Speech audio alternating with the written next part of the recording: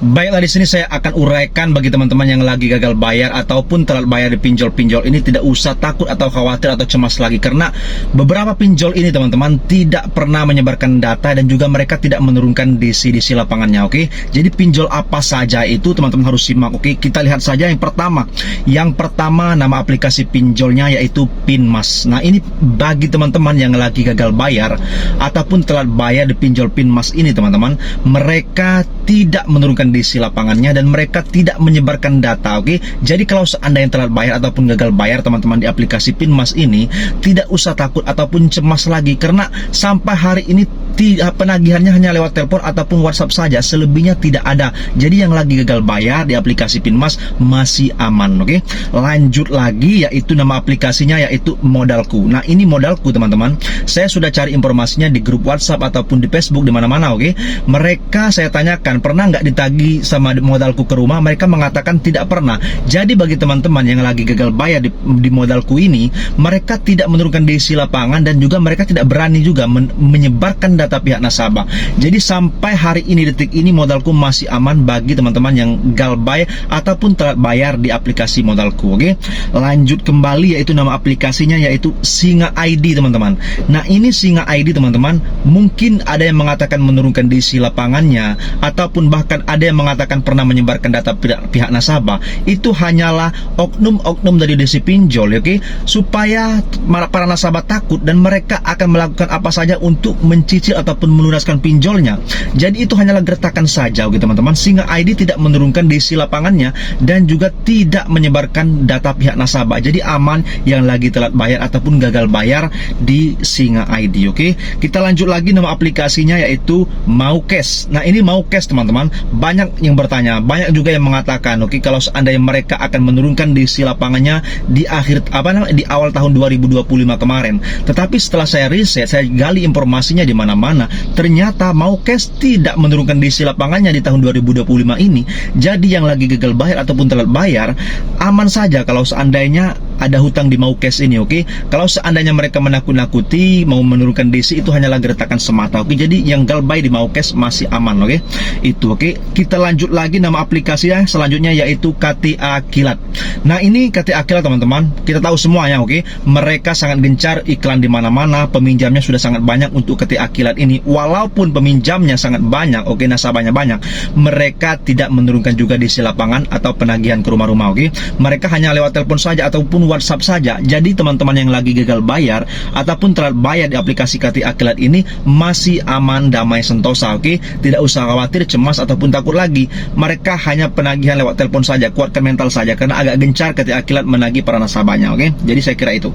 Lanjut lagi, nama aplikasinya yaitu Pinjam Win-Win. Nah, ini dari dulu, oke, lumayan lama ini sudah resmi OJK juga sudah kita ketahui, dan mereka penagihannya agak gencar sekali teman-teman. Mungkin sehari bisa 1-2 kali, tetapi sampai hari ini Pinjam Win-Win tidak pernah menurunkan DC lapangan ataupun FC lapangan ke rumah-rumah, dan mereka hanya penagihan lewat telepon ataupun WhatsApp saja. Jadi yang lagi gagal bayar ataupun telat bayar di Pinjam Win-Win tidak usah cemas. Oke, mereka menagih lewat WhatsApp ataupun telepon saja. Oke, jadi aman. Oke, lanjut lagi, nama aplikasinya teman-teman, nama aplikasinya yaitu nama aplikasinya yaitu Samir. Nah, ini oke, Samir, siapa sih yang tidak tahu, mereka di mana-mana ada iklan Samir. Berarti kalau mereka sudah banyak mengiklankan, sudah pasti mereka banyak peminjamnya. Tetapi setelah saya gali informasinya, Samir tidak ada di lapangannya dan mereka tidak pernah menyebarkan data pihak nasabah. Jadi kalau seandainya teman-teman ada tagihan ataupun tunggakan di aplikasi Samir, tidak usah Anda cemaskan atau khawatirkan. Oke, mereka masih aman yang lagi gagal bayar ataupun telat bayar. Oke, itu Samir. Lanjut, yaitu nama aplikasinya yaitu Krediwan. Nah, ini Krediwan juga seperti itu teman-teman. Kalau seandainya telat bayar, mereka agak gencar penagihannya, agak repot juga. Oke, karena mereka mungkin sehari bisa 2-3 kali mereka WhatsApp ataupun telepon Anda Krediwan ini. Tetapi tidak usah khawatir, cuman sebatas itu saja, tidak lebih. Oke, mereka hanya lewat WhatsApp atau telepon saja.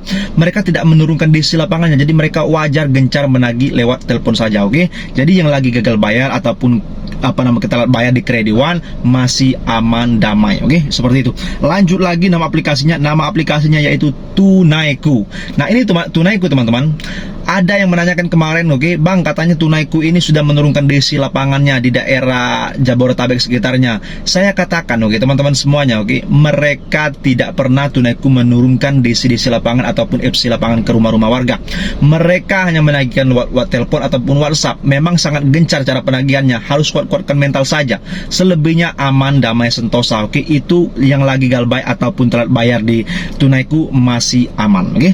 Lanjut, nama aplikasinya apa? Yaitu nama aplikasinya selanjutnya yaitu Uwatas. Nah, ini Uwatas, aplikasi Uwatas, teman-teman, mungkin di antara penonton video ini ada yang aplikasi Uwatas, oke, peminjam Uwatas. Tetapi Uwatas tidak menurunkan DC, apalagi sampai menyebarkan data pihak nasabah. Dari mana kita tahu? Kita tanyakan seluruh peminjam Uwatas di grup-grup WhatsApp, di grup-grup Telegram ataupun di grup-grup Facebook. Mereka mengatakan, oke, tidak pernah disebarkan data pihak Uwatas, apalagi sampai ditagih sampai ke rumah-rumah. Jadi Uwatas ini tidak menurunkan DC lapangan, jadi aman, oke, yang lagi galbay di pinjol Uwatas ini, oke, saya rasa itu.